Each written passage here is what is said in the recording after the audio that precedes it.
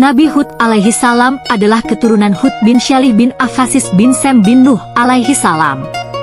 Beliau berasal dari suku Ed bin Aus bin Sem bin Nuh, salah satu bangsa Arab kuno yang mendiami wilayah pegunungan berbatu di Yaman, tepatnya antara Oman dan Hadramaut.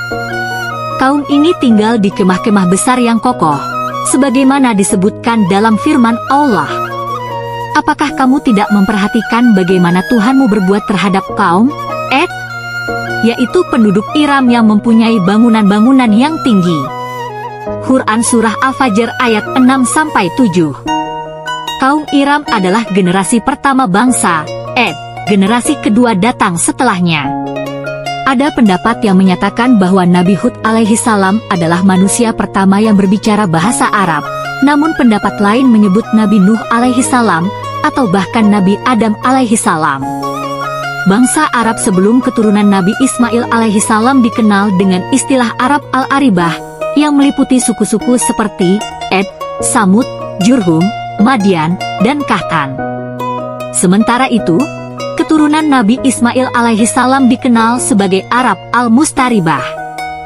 Kaum Ed dikenal sebagai bangsa yang memiliki postur tubuh kekar dan kekuatan luar biasa. Namun, kelebihan ini justru membuat mereka sombong. Mereka merasa paling kuat dan bahkan menantang Allah.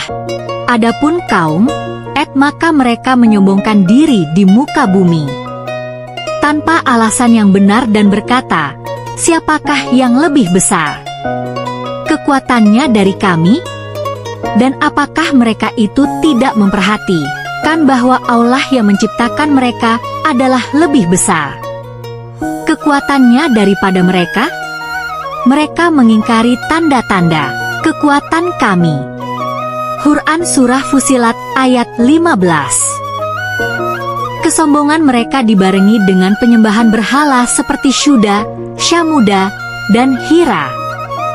Karena itu, Allah mengutus Nabi Hud alaihi salam untuk mengingatkan mereka agar meninggalkan kemusyrikan dan menyembah Allah semata. Nabi Hud alaihi salam menyeru mereka, "Hai kaumku, sembahlah Allah. Sekali-kali tidak ada Tuhan bagimu selainnya. Maka mengapa kamu tidak bertakwa kepadanya?" Quran Surah Al-Araf ayat 63. Namun, pemuka kaum Ed menolak dakwah Nabi Hud alaihi salam dengan mengatakan bahwa beliau kurang berakal dan pendusta. Mereka menolak meninggalkan ajaran nenek moyang dan mengancam Nabi Hud alaihi salam dengan mengatakan bahwa berhala mereka akan mendatangkan malapetaka baginya.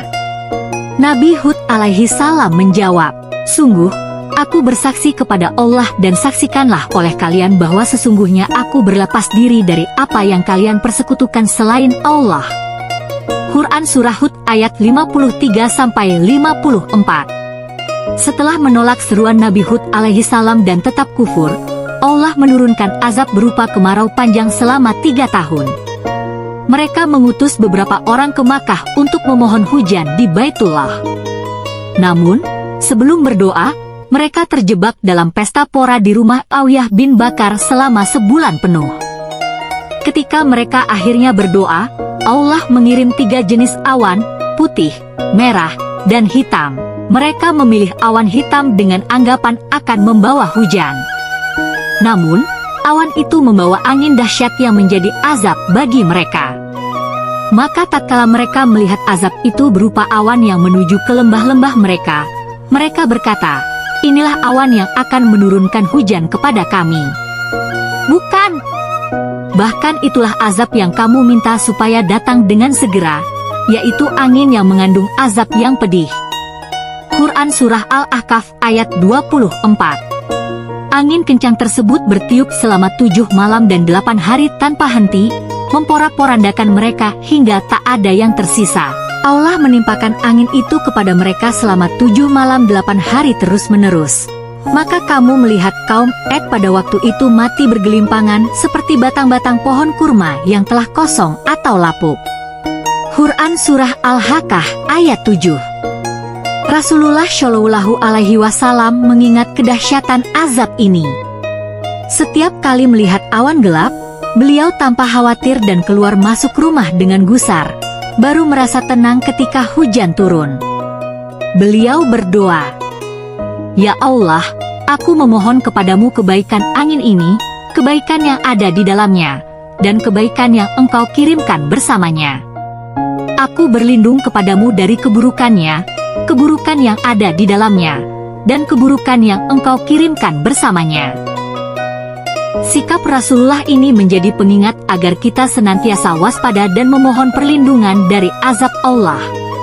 Demikianlah kisah Nabi Hud alaihi salam dan kaum Ad yang menjadi pelajaran bagi umat manusia agar tidak sombong dan senantiasa berserah diri kepada Allah.